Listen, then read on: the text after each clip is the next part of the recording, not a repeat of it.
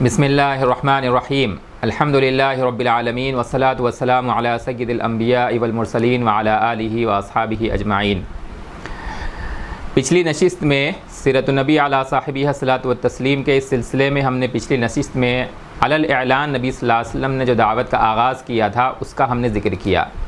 جس میں نبی صلی اللہ علیہ وسلم نے خاندان بنی ہاشم اور بنی ہاشم کو بنی مطلب کو جمع کر کے کس طرح اسلام کی دعوت دی اس کو ہم نے تفصیل سے بیان کیا تھا۔ جیسے نبی صلی اللہ علیہ وسلم نے خاندان کے سب لوگوں کو جمع کیا اور آپ نے سب کو جمع کر کے دعوت دی، اسی طرح آپ صلی اللہ علیہ وسلم نے انفرادی طور پر بھی خاندان کے لوگوں کے اوپر محنت کی، ان کو اسلام کے بارے میں اسلام کی دعوت دی، آخرت سے خبردار کیا۔ حتیٰ کہ روایات میں آتا ہے کہ آپ صلی اللہ علیہ وسلم نے انفرادی طور پر جو دعوت کا کام کیا خاندان کے لوگوں میں، اس میں حضرت فاطمہ سے بھی آپ صلی اللہ علیہ وسلم نے فرمایا، اے فاطمہ بنت محمد،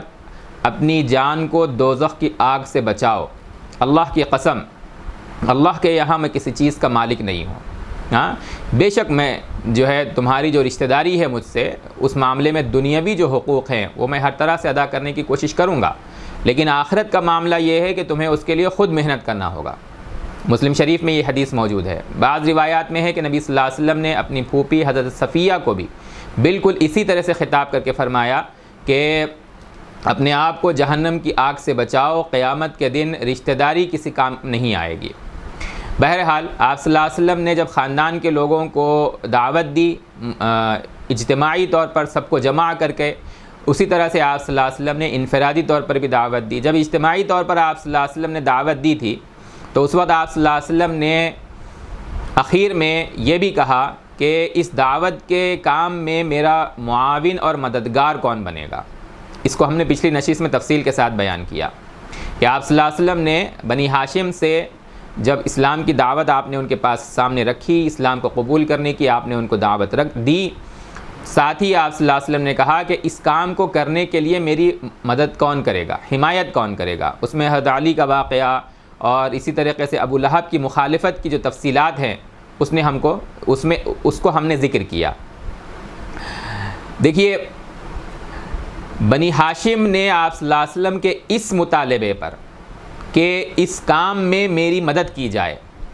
ابو لہب نے سختی سے منع کیا اور ابو طالب نے اعلان کیا کہ ہم آپ کی حمایت کریں گے۔ اس کو سمجھنے کی ضرورت ہے۔ سیرت سمجھنے کے لیے یہ جو پہلو ہوتے ہیں ان کو سمجھنا سخت ضروری ہے بعض اعتبارات سے، کیونکہ ہم چیدہ واقعات سنتے ہیں تو ان کے درمیان کی جو کڑیاں ہیں وہ جو ہے رہ جاتی ہیں۔ اس مرحلے پر بنی ہاشم نے اسلام قبول نہیں کیا تھا، یعنی پورے قبیلے نے اسلام قبول نہیں کیا تھا۔ بعض لوگوں نے اسلام قبول کیا، جیسے حضرت علی نے اسلام قبول کیا، کچھ عرصے کے بعد حضرت حمزہ نے اسلام قبول کیا، ایسے ہی حضرت عباس کے بارے میں منقول ہے کہ انہوں نے اسلام قبول کیا تھا، لیکن انہوں نے اپنے اسلام کو چھپایا اور بہت بعد میں جا کر اس کو ظاہر کیا۔ لیکن بنی ہاشم کا ایک بڑا طبقہ وہ تھا جنہوں نے اسلام قبول نہیں کیا تھا، لیکن اس کے باوجود انہوں نے آپ صلی اللہ علیہ وسلم کی حمایت کا، جب آپ نے حمایت کا مطالبہ کیا تو بنی ہاشم نے قبیلے کے ایک فرد ہونے کی حیثیت سے نبی صلی اللہ علیہ وسلم کی حمایت کا صاف اعلان کیا۔ یہ در حقیقت عربوں کا جو قبائلی نظام ہے اس کی خصوصیت ہے، یہ جس کی بنیاد جو ہے وہ صلہ رحمی کے اوپر ہے۔ وہ لوگ قبیلے کے کسی فرد کو جو ہے وہ تنہا جو ہے بے یار و مددگار نہیں چھوڑ دیتے تھے کہ کوئی دوسرا قبیلہ ان کے قبیلے کے کسی فرد کے ساتھ جو چاہے کرے، جو چاہے کرتا رہے، بلکہ قبیلے کے لوگ اپنے کسی قبیلے کے فرد کی حمایت میں، اس کی حفاظت میں ہمیشہ کھڑے رہتے تھے۔ بنی ہاشم کی یہ حمایت مکے میں اسلام کی جو کھلی دعوت تھی آپ صلی اللہ علیہ وسلم کے لیے، اس کا بہت بڑا پھر ذریعہ بن گئی۔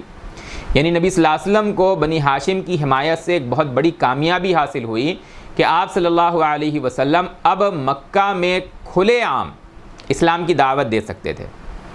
آپ تصور کیجئے کہ مکے میں اگر کوئی خارجی آ کر اسلام کی دعوت دیتا اور وہاں کوئی قبیلہ اس خارجی شخص کی جو ہے حمایت کے اندر امان دینے کے لیے کھڑا نہیں ہوتا، اور امان کا بھی تعلق ہوتا ہے اس کی ذات کی حد تک، یہ نہیں ہوتا کہ وہاں قبیلے کے جو معتقدات ہیں، جو نظریات ہیں، جو آئیڈیالوجی ہے، اس کے خلاف جو ہے وہ پروپیگنڈا کرے۔ نبی صلی اللہ علیہ وسلم قریش کے فرد تھے، قریش میں بنی ہاشم کے فرد تھے، لیکن آپ صلی اللہ علیہ وسلم ابتدائی سالوں کے اندر اسلام کو اپنے بہت قریبی حلقے میں دے رہے تھے۔ اب علی الاعلان آپ صلی اللہ علیہ وسلم کو دعوت کا کام کرنا ہے، تو قبیلہ آپ صلی اللہ علیہ وسلم کی حمایت کے لیے اگر موجود ہوتا تو آپ اپنی دعوت کو کھلے طور پر دے سکتے تھے۔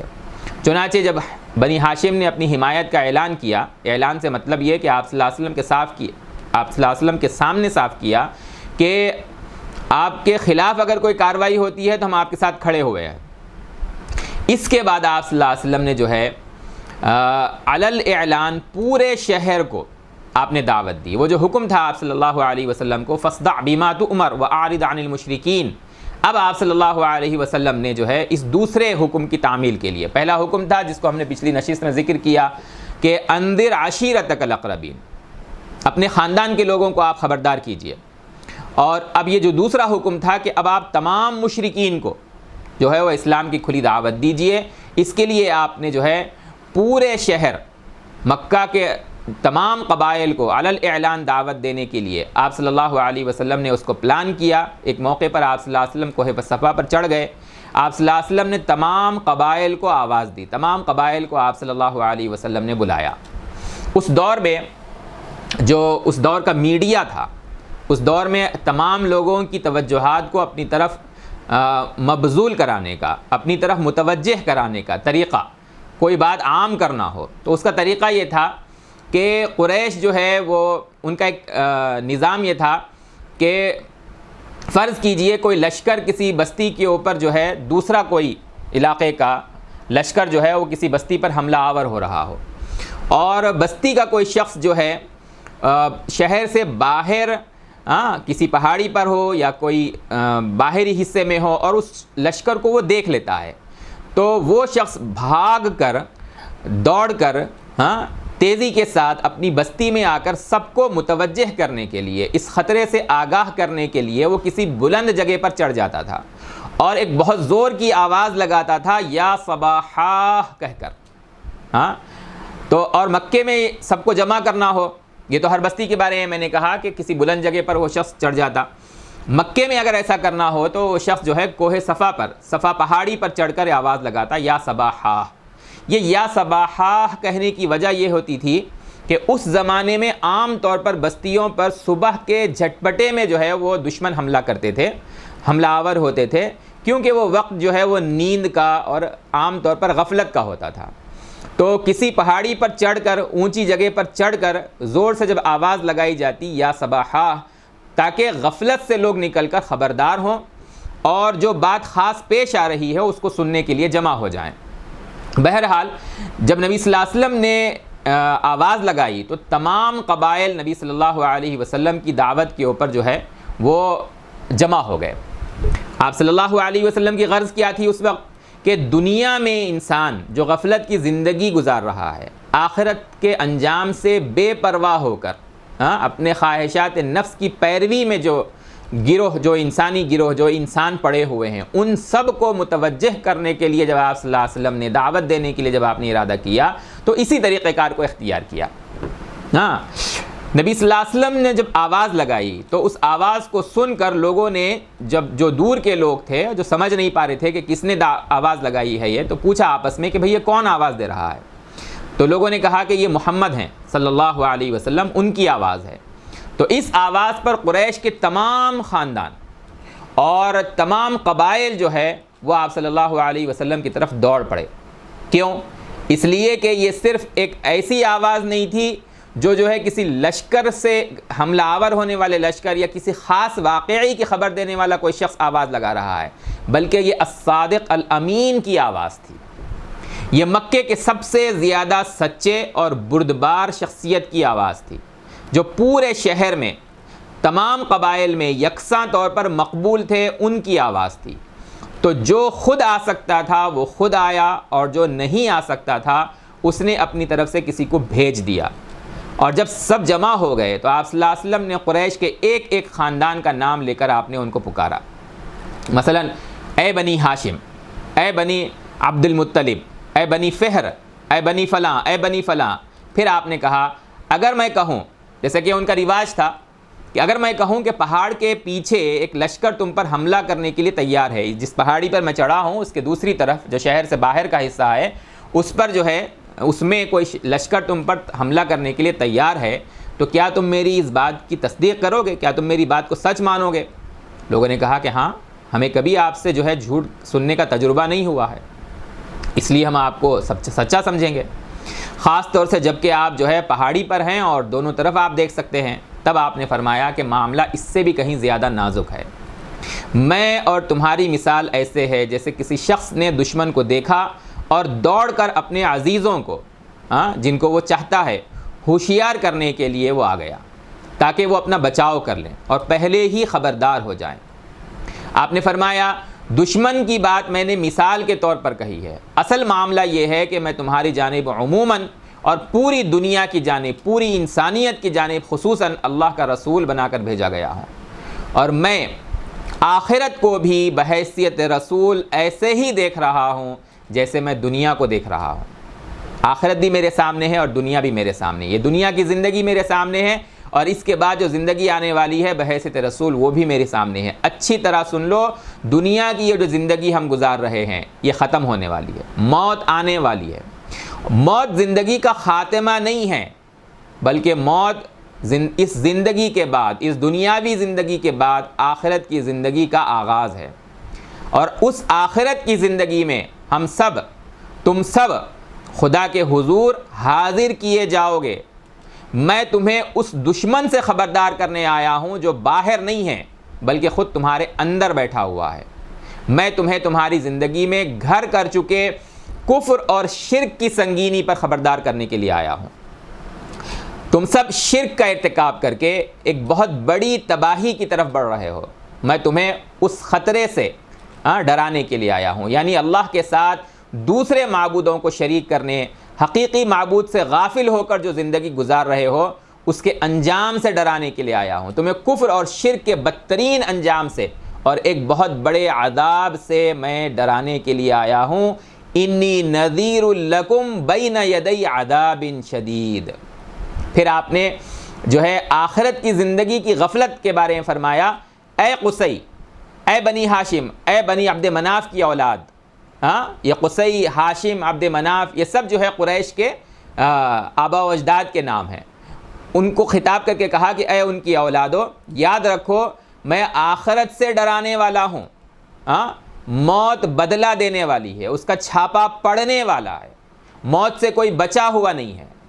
لیکن موت کے بعد قیامت کا وعدہ سچا ہے، وہ آ کر رہے گی، اعمال کا حساب یقینی ہے۔ آپ صلی اللہ علیہ وسلم نے قبیلوں کا نام لے لے کر فرمایا، اے قریشیو اپنی جان جہنم سے بچا لو، اے کعب کے خاندان والو اپنی جان آگ سے بچا لو، اے ہاشم کی اولاد اپنے آپ کو اللہ کے عذاب سے چھڑا لو، اے عبد المطلب کے لڑکوں اللہ کے عذاب سے بچنے کی کوشش کرو۔ یعنی ایسی زندگی کو اب آپ اختیار کرو جو آخرت کے عذاب سے تمہیں بچا لے۔ آپ غور کیجئے، اس دعوت میں آپ صلی اللہ علیہ وسلم کی، آپ نے اپنے نذیر یعنی رسول ہونے کو بھی واضح کیا، اسی طرح سے کفر اور شرک پر بھی خبردار کیا،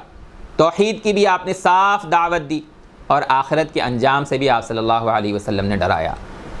یہ پہلا موقع تھا جب آپ نے تمام شہر والوں کو، پورے مکے کے لوگوں کو، تمام قریشیوں کو علی الاعلان دعوت دینے کے لیے آپ نے جمع کیا، خطاب کیا۔ اس سے پہلے 3 سال تک آپ صلی اللہ علیہ وسلم جو ہے بہت قریبی حلقے میں، محدود حلقے میں جو ہے آپ صلی اللہ علیہ وسلم دعوت دے رہے تھے۔ اسی طرح سے آپ نے اس سے پہلے کوہ صفا پر چڑھنے سے پہلے بنی ہاشم خاندان کو اپنے، یعنی سب کو خطاب کرنے سے پہلے بالکل فطری ترتیب کو آپ نے اختیار کیا، یعنی اپنے خاندان بنی ہاشم کو جمع کیا، ان کو آپ صلی اللہ علیہ وسلم نے دعوت دی، لیکن پورے شہر کو علانیہ جو دعوت آپ نے دی یہ اس کا پہلا موقع تھا۔ اور اس پر جو رد عمل سامنے آنا تھا، نبی صلی اللہ علیہ وسلم کے اس خطاب پر پورا مجمع مبہوت تھا۔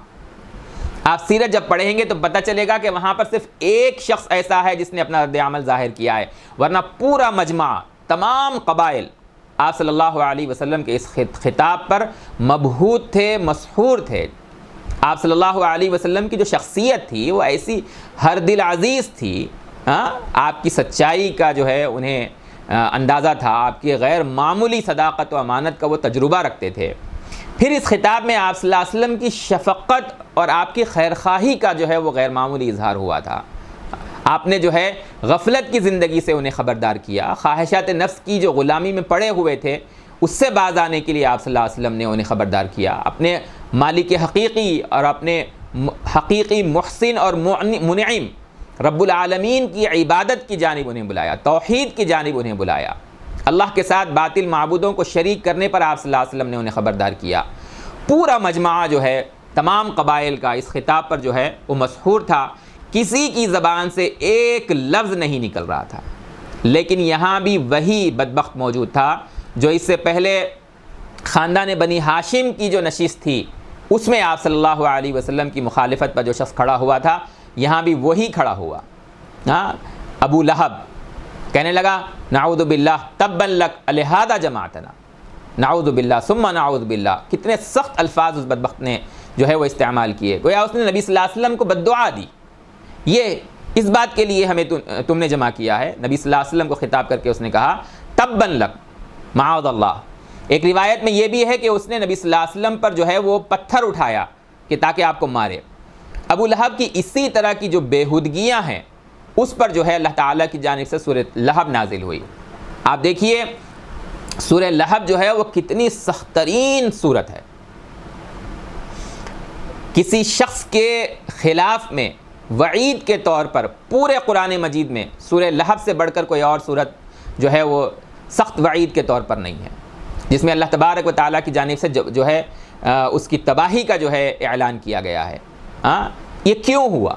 اس لیے کہ ہم دیکھتے ہیں نبی صلی اللہ علیہ وسلم کی دعوت کی جو اہم ترین محنتیں ہیں ان تمام کے پیچھے مخالفت میں جو ہے وہ ابو لہب ہر مرحلے پر آغاز سے لگا ہوا تھا، جس کی تفصیل کو ہم آگے اپنی اپنی جگہ پر ذکر کریں گے۔ ہر مرحلے پر نبی صلی اللہ علیہ وسلم کی جو دعوت تھی، اس بدبخت نے اپنی زندگی کے اندر جب تک آپ صلی اللہ علیہ وسلم مکہ میں رہے اور جب تک یہ زندہ رہا، اس نے جو ہے اپنی دشمنی اور اپنی عناد کی جو ہے اس نے حد کر دی تھی۔ ہر مرحلے پر یہ جو ہے وہ بےہودگیاں دکھاتا تھا اپنی۔ اس سے جو ہے آپ سورہ لہب کی جو سختی ہے اس کو سمجھ سکتے ہیں۔ ہم جو ہے ہر مرحلے پر اس کی جو حرکتیں ہیں اس کو ظاہر کریں گے۔ پہلے بنی ہاشم کی جو خاندان کی بالکل پہلی نشست تھی اس کو اس نے ضائع کیا، نبی صلی اللہ علیہ وسلم کو بات کرنے کا تک موقع نہیں دیا۔ دوسری نشست آپ صلی اللہ علیہ وسلم نے رکھی، اس میں آپ نے صاف دعوت دی، لیکن وہاں بھی مخالفت اس نے کی اور بنی ہاشم سے کہا کہ ان کا ساتھ مت دو، ان کے ساتھ دینے سے اپنے ہاتھ اٹھا دو۔ اس کے باوجود ابو طالب نے جو ہے خواجہ ابو طالب نے جو ہے وہ اعلان کیا کہ نہیں، ہم اپنے قبیلے کے کسی فرد کو تنہا نہیں چھوڑیں گے۔ یہاں کوہ صفا پر جب آپ صلی اللہ علیہ وسلم نے علی الاعلان دعوت دی، پھر ابو لہب نے جو ہے مداخلت کی، ورنہ کسی ایک شخص کا بھی ذکر نہیں ملتا ہے سیرت کے اندر جس نے آپ صلی اللہ علیہ وسلم کی اس پہلی دعوت کے موقع پر جو ہے کوئی مخالفت کا لفظ آپ کے لیے استعمال کیا ہو۔ بہرحال یہ دعوت آپ صلی اللہ علیہ وسلم نے دی، اور اس مجمع میں ابو لہب نے جو کچھ کہا وہ کہا۔ آپ صلی اللہ علیہ وسلم کی دعوت کے اثر کو ضائع کرنے کی جو کوشش وہ کرنا چاہتا تھا اس نے کی، لیکن نبی صلی اللہ علیہ وسلم نے اب اس کے بعد مسلسل اپنی دعوت کو بالکل علانیہ کھلے طور پر آپ صلی اللہ علیہ وسلم نے جاری رکھا۔ جو اللہ تبارک و تعالیٰ کا حکم تھا فاصدع بما تؤمر واعرض عن الجاہلین، مخالفین کی پرواہ کیے بغیر آپ کھلے عام جو ہے وہ شرک کی بے حقیقتی کو واضح کیجیے۔ آپ صلی اللہ علیہ وسلم اس کام کے اندر علانیہ جو ہے وہ آپ صلی اللہ علیہ وسلم لگ گئے۔ آپ جو ہے علانیہ شرک کی بے بنیادی کو جو ہے وہ ظاہر کرتے، اس کی خرافات کو آپ صلی اللہ علیہ وسلم ظاہر کرتے، بتوں کی بے حقیقتی کو آپ صلی اللہ علیہ وسلم برملا ذکر کرتے، ان کی بے حیثیتی کو آپ صلی اللہ علیہ وسلم بیان کرتے، ان کا باطل ہونا آپ صلی اللہ علیہ وسلم اس کو واضح کرتے، مثالیں دے دے کر آپ صلی اللہ علیہ وسلم سمجھاتے کہ یہ بت جن کی تم پرستش کر رہے ہو، اپنے ہاتھوں سے ان کو بناتے ہو، اور ان کے آگے تم سجدہ ریز ہوتے ہو، ان کے آگے تم جو ہے وہ ہاتھ جوڑتے ہو، ہاتھ پھیلاتے ہو، ان سے دعائیں کرتے ہو، ان کے لیے تم قربانیاں دیتے ہو، ان سے نظریں مانتے ہو، منتیں مانتے ہو، یہ کس قدر عاجز اور ناکارہ ہیں۔ انسانوں کا کوئی نفع کوئی نقصان ان کے ہاتھ میں نہیں ہے۔ یہ کسی کی مراد کو پورا نہیں کر سکتے، مراد کو پورا کرنا تو دور، یہ کسی کی بات کو سنتے تک نہیں ہے، کسی کو کچھ دے نہیں سکتے۔ کیوں؟ ان کے ہاتھ میں کچھ نہیں ہے۔ جو خالق ہے، جو رب ہے، وہ ہماری دعاؤں کو سننے والا ہے۔ یہ بت ایک مکھی تک پیدا نہیں کر سکتے۔ ہم قرآن مجید کے ان مقامات کو جو ہے واضح کریں گے جہاں پر بتوں کی بے حیثیتوں کو قرآن نے مثال کے ساتھ ذکر کیا ہے۔ نبی صلی اللہ علیہ وسلم اس کو جو ہے ان آیات کی تلاوت کر کر کے اپنی دعوت کو جاری رکھتے ہیں۔ یہ سورۃ الحج کے بالکل آخر کے اندر جس کو ذکر کیا گیا ہے کہ ایک مکھی تک یہ بت پیدا نہیں کر سکتے، بلکہ ان کی بے حیثیتی اتنی ہے کہ اگر مکھی ان کے جو چڑھاوے ان پر چڑھائے جاتے ہیں بتوں کے اوپر، ایک مکھی آ کر اس میں سے کچھ کھا لیتی ہے تو یہ باطل معبود جو ہے اس مکھی کو اس سے روک تک نہیں سکتے۔ ضعف الطالب والمطلوب، جو ہے جیسے مانگنے والے کمزور ہیں ویسے جن سے تم مانگ رہے ہو، جن کے سامنے ہاتھ پھیلا رہے ہو، وہ بھی کمزور ہیں۔ آپ صلی اللہ علیہ وسلم سمجھاتے کہ جو ان کو پوج رہا ہے، اپنے اور اللہ کے درمیان ان کو وسیلہ بنا رہا ہے، وہ کھلی گمراہی کے اندر ہے۔ آپ صلی اللہ علیہ وسلم لوگوں کو جو ہے وہ اللہ تبارک و تعالیٰ کی بھیجی ہوئی جو سچی تعلیمات ہیں ان پر عمل کی دعوت دیتے آپ صلی اللہ علیہ وسلم، پاکیزہ زندگی گزارنے کی۔ جب آپ صلی اللہ علیہ وسلم جو ہے توحید کی، آخرت کی، رسالت کی دعوت دیتے تو ظاہری پاکیزگی کی آپ صلی اللہ علیہ وسلم دعوت دیتے، گندگیوں سے دور رہنے کی آپ صلی اللہ علیہ وسلم دعوت دیتے، اپنی زبان کو فحش باتوں سے دور رکھنے کی آپ صلی اللہ علیہ وسلم دعوت دیتے، اپنے اعتقادات جھوٹے جو ہے باطل جو ہے اعتقادات گھڑ لیے گئے ہیں ان سے اپنے دلوں کو پاک کرنے کی آپ صلی اللہ علیہ وسلم دعوت دیتے، اپنے وعدوں کو پورا کرنے کی آپ صلی اللہ علیہ وسلم دعوت دیتے کہ جو ہے وعدہ خلافی مت کرو، یہ بہت ہی جو ہے اخلاقی گراوٹ کی جو ہے بات ہے، اللہ تبارک و تعالیٰ اس سے خوش نہیں ہوتا ہے، اس کے لیے نہیں بھیجا اللہ تبارک و تعالیٰ نے۔ دھوکہ اور غش سے جو ہے اپنے معاملات کے اندر دوسروں کو، لوگوں کو دھوکہ دینے سے بچو، اس کی آپ صلی اللہ علیہ وسلم دعوت دیتے، اور اللہ تبارک و تعالیٰ کی ذات ہر عیب سے، ہر نقص سے پاک ہے۔ مشرکین کی جو توہمات، جو رسومات ہیں، جو بتوں کی سبھا کو جو ہے وہ الہ اعظم سے جوڑتے ہیں، اس میں ان کے خیالات یہ ہیں کہ جو ہے اکیلا ایک خدا کی عبادت کیسے کی جا سکتی ہے، خدا جو ہے ان سب کا محتاج ہے، ایسے بھی جو ہے ان لوگوں کے خیالات ہوتے ہیں آج بھی مشرکین کے، الگ الگ مشرکین کے گروہ کے اندر اسی قسم کی خرافات پھیلی ہوتی ہیں۔ نبی صلی اللہ علیہ وسلم کی دعوت کا ایک اہم حصہ اللہ ہر عیب سے، ہر نقص سے پاک ہے، یہ آپ صلی اللہ علیہ وسلم کی دعوت جو ہے کا حصہ ہوتا۔ ایک مضبوط ایمان جو ہے ایک بندے کا، ایک انسان کا، وہ جو اپنے خالق کا جو ہے شکر گزار بننا چاہتا ہے، وہ اپنا ایمان اللہ پر مضبوط بنائے کہ وہی آسمان و زمین کا خالق ہے، اسی نے سورج اور چاند کو پیدا کیا ہے، وہی جو ہے ہر چھوٹی بڑی چیز کا جو ہے وہ پیدا کرنے والا ہے، ہر مخلوق اس اللہ کی محتاج ہے، وہی دعائیں سنتا ہے، وہی مریضوں کو شفا دیتا ہے، وہی رزق دیتا ہے، وہی امیدوں کو پورا کرنے والا ہے، کسی کے ہاتھ میں کچھ نہیں ہے، کوئی اس کی اجازت اور اذن کے بغیر کچھ نہیں کر سکتا، فرشتے، انبیاء اللہ تعالیٰ کے حکم کے خلاف کچھ نہیں کر سکتے۔ نبی صلی اللہ علیہ وسلم کھلے عام اسلام کی ان تعلیمات کی دعوت دیتے، اور ایک بڑا طبقہ جو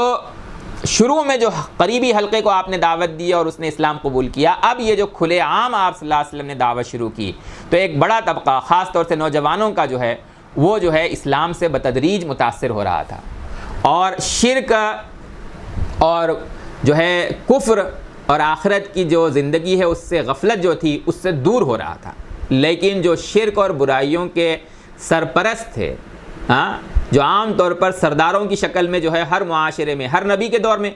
اس طرح کے سامنے آتے رہے ہیں، ان کو آپ صلی اللہ علیہ وسلم کی جو اس مکہ کے اور قریش کے اندر الگ الگ قبائل کے اندر جو سردار تھے اور ان کے مفادات جو ہے وہ جڑے ہوئے تھے شرک سے، اور اس معاشرے کا جو پہلے سے چلا آ رہا چلن تھا اس سے جن کے مفادات جو ہے جڑے ہوئے تھے، ان کو آپ صلی اللہ علیہ وسلم کی جو دعوت ہے وہ سخت ناپسند تھی۔ نبی صلی اللہ علیہ وسلم کی جو مضبوط دعوت تھی اس نے مکہ میں ایک انقلاب برپا کر دیا تھا۔ آپ صلی اللہ علیہ وسلم جو ہے اپنی دعوت کو علی الاعلان دیتے تھے، کسی سے خوف آپ صلی اللہ علیہ وسلم نہیں کھاتے تھے، البتہ سب کو نہایت ہمدردی کے ساتھ، لگن کے ساتھ اسلام کی جانب آپ صلی اللہ علیہ وسلم بلاتے، سب کو اپنی روش بدلنے، اپنی اصلاح کرنے کی آپ صلی اللہ علیہ وسلم تعلیم دیتے۔ وہ جو حالی نے کہا تھا، وہ بجلی کا کڑکا تھا یا صوت ہادی، عرب کی زمین جس نے ساری ہلا دی، اس کا مصداق جو ہے یہ دور ہے۔ نبی صلی اللہ علیہ وسلم کی آواز نے جو ہے مکے کی فضا کو ہلا کر رکھ دیا تھا۔ مکے میں ایسی آواز جس میں جو ہے شرک اور بت پرستی کو غلط اور گمراہی کا قرار دیا گیا ہو، اس میں جو ہے اس سے پہلے کبھی انہیں اس کا تجربہ جو ہے ایسے نہیں ہوا تھا۔ حنفاء کی تعلیم تھی لیکن آپ صلی اللہ علیہ وسلم کی دعوت کی گونج ہی الگ تھی، اور اس دعوت کے مقابلے میں وہ شرک کے سرپرستوں میں جو ہے ہر طرف غضب اور غصہ کا جو ہے وہ ماحول جو ہے وہ پیدا ہو گیا. مشرکین جو ہے وہ سخت غصے کے شکار ہو گئے. اول تو قریش جو ہے خود کے بارے میں سمجھتے تھے کہ جو ہے تمام قبائل عرب کے رہنما تو ہم ہیں کعبے کے متولی ہونے کے ناطے، اور کوئی آ کر خود ان کے طرز عمل کے بارے میں کہے کہ تم جو ہے وہ گمراہ ہو اور تم غلط ہو، تو وہ اس بات کو ہضم نہیں کر پا رہے تھے. اس لیے وہ نبی صلی اللہ علیہ وسلم کی دعوت کو جو ہے وہ سخت ناپسند کر رہے تھے. اور دعوت جو تھی آپ صلی اللہ علیہ وسلم کی، ایک آپ صلی اللہ علیہ وسلم کی شخصیت کا جو وقار تھا وہ روز اول سے مسلم تھا. آپ ایک تو شخصیت کا وقار ہے، آپ کی سچائی، آپ کا کردار، آپ کی جو عظمت اور عزت ہے وہ تمام قبائل کے سرداروں کے نزدیک جو ہے وہ مسلم تھی، وہ اپنی جگہ کے اوپر ہے. پھر آپ صلی اللہ علیہ وسلم کی دعوت جو تھی وہ الٹپ نہیں تھی کہ محض چند نصیحتیں ہوں. جو بات آپ صلی اللہ علیہ وسلم کرتے قرآن کے ذریعے سے دلائل کی بنیاد پر، اور اس کے آگے قریش کے وہ لوگ جو مخالفین تھے وہ اپنے آپ کو بے بس محسوس کر رہے تھے. اس کو سمجھنے کی ضرورت ہے بار بار. لیکن شرک اور کفر سے جو ان کا تعلق تھا مشرکین کا، خاص طور سے ان سرداروں کا، اور لمبے عرصے سے گمراہی میں رہنے کی وجہ سے وہ آپ کی دعوت کو پوری طرح سمجھ نہیں پا رہے تھے. قریش جو ہے نبوت سے بھی واقف نہیں تھے کہ ایک انسان کو اللہ جو ہے وہ انسانوں کی ہدایت کے لیے چن کر جو ہے ان کو رہنمائی کرنے کے لیے بھیجتا ہے. اسی طریقے سے قریش جو ہے وہ اس تصور سے بھی جو ہے وہ بے پرواہ ہو چکے تھے کہ آخرت کی کوئی زندگی ہے، اعمال کا جو ہے وہ کوئی حساب کتاب ہونا ہے، ثواب ملتا ہے، اور اس یا اعمال کے اوپر جو ہے وہ کوئی سزا ملتی ہے، خیر اور شر بھی جو ہے کوئی چیز ہے. اس کا جو متعین مفہوم ہوتا ہے، ایک تو موٹے سا جو ہے ایک نظریہ ہوتا ہے کہ بھئی اچھائی کرو، اچھائی اچھی چیز ہے، برائی سے بچو، برائی بہتر نہیں ہے. لیکن خیر و شر کا جو بنیادی جو تصور ہوتا ہے کہ اس کی بنیاد کے اوپر جو ہے انسان کے انجام کو طے کیا جائے گا، حساب ہوگا اعمال کا، موت کے بعد جو ہے وہ انسان کو زندگی دی جائے گی اور اس میں جو ہے اصل انجام سامنے آئے گا. تو قریش اس کا مذاق اڑایا کرتے تھے، جس کی تفصیلات ہم آگے ذکر کریں گے. اسی طریقے سے قریش جو ہے وہ غرور میں مبتلا تھے اپنے نسب کی بنیاد پر. جو جاتیواد کا تصور آج ہمارے ملک کے اندر مثلا موجود ہے، ہندوستان کے اندر برہمنوں کے اندر ہے، اور وہ اپنے علاوہ دوسروں کو جو ہے وہ نیچی ذات کے یا تچھ سمجھتے ہیں، ان کی کوئی عزت نہیں کرتے یا انہیں کوئی حیثیت نہیں دیتے یا اپنے برابر کا انہیں نہیں سمجھتے. اسی طریقے سے یہود کے اندر جو ہے یہ تصور ہے کہ وہ اپنے علاوہ دوسروں کو جو ہے وہ کیڑے مکوڑے سمجھتے ہیں دنیا کے دیگر اقوام کو. ایسے ہی عرب جو ہے وہ اپنے آبا و اجداد کے نسب کی بنیاد پر بری طریقے سے جو ہے وہ غرور کے اندر مبتلا تھے، تکبر کے اندر مبتلا تھے. اور اسلام کی دعوت شروع سے مساوات اور بھائی چارے کی تھی، اسلامی اخوت اور اسلامی مساوات. اور جو وہ جس چلن کے وہ عادی تھے اس میں وہ یہ سمجھ رہے تھے اس دعوت کو قبول کریں گے تو اس میں تو ہماری حقارت ہے، ہماری ذلت ہے کہ ہمیں جو ہے وہ نچلے طبقات کو اپنے برابر کرنا ہوگا. یہ ان کے جو ہے خیالات تھے. اچھا، اسی طریقے سے بنی ہاشم میں نبی صلی اللہ علیہ وسلم مبعوث ہوئے. اس نقطے کو ہم آگے مزید تفصیل کے ساتھ ذکر کریں گے. ابو جہل نے تو اس کا اعتراف کیا تھا کھلے طور پر. بنی ہاشم کے اندر قبائل، قریش میں باہم جو قبائل تھے وہ ان کے درمیان رسہ کشی رہتی تھی. بنو مخزوم ایک بڑا قبیلہ ہے بنی ہاشم سے علاوہ. اسی طریقے سے بنو تیم ہے، بنو جمح ہے، بنو سہم ہے، اور بنو عدی ہیں، بنو عبد الشمس ہیں، بنو عبد دار ہیں، وغیرہ وغیرہ وغیرہ. یہ جو قبائل تھے یہ آپس میں ایک دوسرے سے ہمیشہ مقابلے میں، ان کے درمیان رسہ کشی رہتی تھی، ایک دوسرے سے مقابلہ کرتے تھے. کعبۃ اللہ کی خدمت کے جو الگ الگ شعبے تھے ان کے اندر ہر قبیلہ جو اس کے ذمے کام ہے بڑھ چڑھ کر وہ حصہ لیتا تھا تاکہ اس کی جو ہے وہ مدح ہو، تعریف ہو، اس کی واہ واہ کی جائے. اب بنی ہاشم کے اندر ایک نبی کھڑے ہو گئے ہیں، اور وہ جو ہے وہ رسول ہونے کے دعوے دار ہیں. تو ان کے درمیان یہ مناقشت پیدا ہو گئی. ان کے درمیان جو ہے یہ بات پیدا ہو گئی کہ ہم اگر ان کو رسول مان لیں گے تو پھر سب کو جو ہے ان کی پیروی کرنی پڑے گی اور ہم جو ہے وہ حقیر ہو جائیں گے. ایسی ان کی سوچ تھی جس کی بنیاد پر جو ہے وہ نبی صلی اللہ علیہ وسلم کی مخالفت میں کھڑے ہو رہے تھے اور آپ صلی اللہ علیہ وسلم کے پیروکار بننے سے بچ رہے تھے. ایک اور بات جس کی وجہ سے ان لوگوں نے جو ہے وہ اسلام کی مخالفت کے لیے جو ہے اپنے آپ کو متحد کرنا شروع کیا، جیسے کہ تمام انبیاء علیہ السلام کے پیروکاروں کے اندر یا ان کی قوموں کے اندر ہمیں یہ بات دکھتی ہے کہ وہ پابندیوں سے، قیود سے اپنے آپ کو جو ہے وہ جوڑنا نہیں چاہتے تھے۔ ان کے اندر جو ہے اخلاقی گراوٹ پھیلی ہوئی ہوتی تھی۔ مثلا زنا کے وہ عادی ہیں، جوے کے وہ عادی ہیں، طاقتور جو ہے وہ کمزور کو لوٹ رہا ہے۔ حضرت جعفر جو ہیں، جو نجاشی کے دربار میں اپنے ماحول کا جو نقشہ کھینچتے ہیں، اس میں انہوں نے یہ بات صاف کہی ہے کہ ہم زنا کے عادی تھے، یعنی ہمارا معاشرہ، اور جوا کھیلتے تھے۔ جو ہمارا طاقتور طبقہ تھا وہ کمزور کو لوٹ لیتا تھا۔ لوٹ مار مچی ہوئی تھی، لٹیرے تھے اس وقت، بالکل عام قتل و غارت گری کا جو ہے وہ ماحول تھا۔ اگر کوئی طاقتور کمزور کو اس کو دبانے کا موقع ملتا تو وہ چوکتا نہیں تھا۔ وعدے توڑ دینا عام بات تھی۔ اسلام آیا تو اسلام نے جو ہے وہ پابندیاں عائد کی کہ ان اخلاقی گراوٹوں سے جو ہے بچنا ہوگا، آخرت میں اللہ کے حضور حاضر ہو کر اپنے اعمال کا جواب دینا ہے۔ معاشرے کے اندر پاکیزگی لانی ہوگی، اپنی ذمہ داریوں کو محسوس کرنا ہوگا،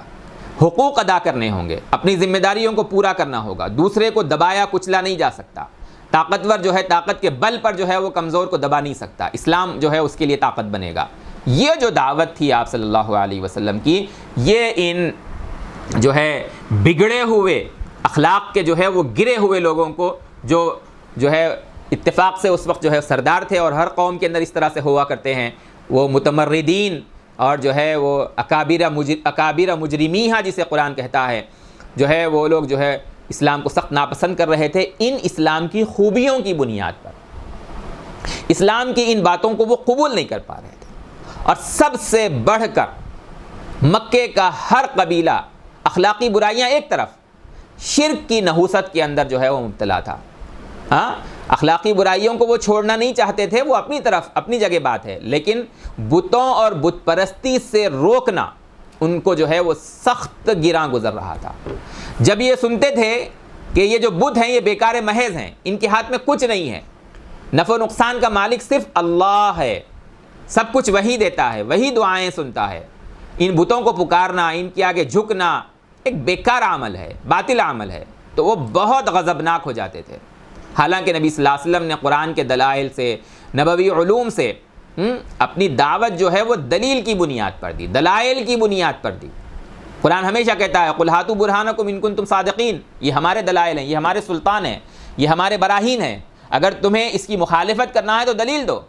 اور پھر قرآن کے معجزے پر ہم آگے انشاءاللہ اور تفصیل سے بات کریں گے۔ ہر طرح سے نبی کریم صلی اللہ علیہ وسلم سمجھاتے تھے دلیل کی بنیاد پر، لیکن وہ دلیل کو نہ ماننے پر تلے ہوئے تھے، دعوت کو نہیں۔ دعوت کو تو وہ اس کی مخالفت کر ہی رہے تھے، ہم کسی دلیل کو ہی بھی نہیں مانتے، ہم دلیل کو سننا ہی نہیں چاہتے۔ جب کوئی شخص یہ طے کر لیتا ہے کہ میں کسی دلیل کے بغیر جو ہے اپنے شرک کے اوپر، اپنی گمراہی پر ڈٹا رہوں گا، پھر اس کی اصلاح ممکن نہیں ہوتی۔ چنانچہ مشرکین جو ہے ان کا یہ رد عمل سامنے آیا، کیا قریش اس دعوت کی جڑ کاٹنے کے لیے کھڑے ہو گئے۔ جو قریش کے قبائل تھے انہیں نظر آنے لگا تھا کہ دعوت ان کے پشتینی جو ان کا رسم و رواج ہے اس کا صفایا کر دے گی، ان کی جو عظمت ہے اس کو مٹا دے گی، جس کو انہوں نے اپنی عظمت سمجھا۔ وہ اچھی طرح سمجھ رہے تھے کہ غیر اللہ کی الوہیت کا انکار کرنے اور رسالت اور آخرت کو ماننے کا مطلب یہ ہے کہ خود کو مکمل طور پر اس رسالت کے حوالے کر دیا جائے، بلا چون و چرا اب رسول کی اطاعت کی جائے۔ اس میں ایک طرف ان کے آبا و اجداد کے دین کو چھوڑنا تھا، بت پرستی کی سرپرستی کی وجہ سے آبا و اجداد کے دین کو ایک طرف چھوڑنا ہے، اپنے آپ کو مکمل طور پر رسالت کے حوالے کرنا ہے، اور پورے عرب کی قریش کو جو سرداری حاصل تھی بت پرستی کی وجہ سے، وہ سرداری بھی جو ہے وہ ختم ہو جائے گی، انہوں نے وہ سمجھا۔ اور اللہ اور اس کے رسول کی مرضی کے مقابلے میں اپنی مرضی کو ختم کرنا پڑے گا۔ جب قریش یہ سب سمجھ رہے تھے تو اس کے ساتھ ساتھ وہ یہ بھی جان گئے تھے کہ معاشرے کا جو نچلا طبقہ ہے، جس کو انہوں نے دبایا ہوا ہے، کچلا ہوا ہے، جس کو وہ اپنے برابر کا نہیں سمجھتے تھے، ان کو اپنے برابر کا سمجھنے کو جو ہے وہ حقارت اور ذلت سے جو ہے وہ رد کر دیتے تھے۔ وہ یہ سمجھ رہے تھے کہ اگر ہم اسلام کو قبول کریں گے تو جو ہے ان کو بھی اپنے برابر کا ماننا پڑے گا. صبح شام کی ان کی جو آزادیاں ہیں، برائیاں ہیں جو ہے وہ آزادیوں کی شکل میں، وہ آزادیاں جو ہیں وہ ان کی چھن جائیں گی. یہ جو ہے وہ اس دعوت کو اچھی طریقے سے سمجھ رہے تھے وہ. ہاں، اور اپنی برائیوں کو چھوڑنے کے لیے وہ تیار نہیں تھے. اس نقطے کو بہت اچھی طرح سمجھنا چاہیے کہ ان باتوں کو سمجھتے ہوئے وہ اپنی برائیوں کو وہ چھوڑنے کے لیے تیار نہیں تھے، اپنی سرداری کو وہ چھوڑنے کے لیے تیار نہیں تھے. وہ اپنے آپ کو رسول کے آگے،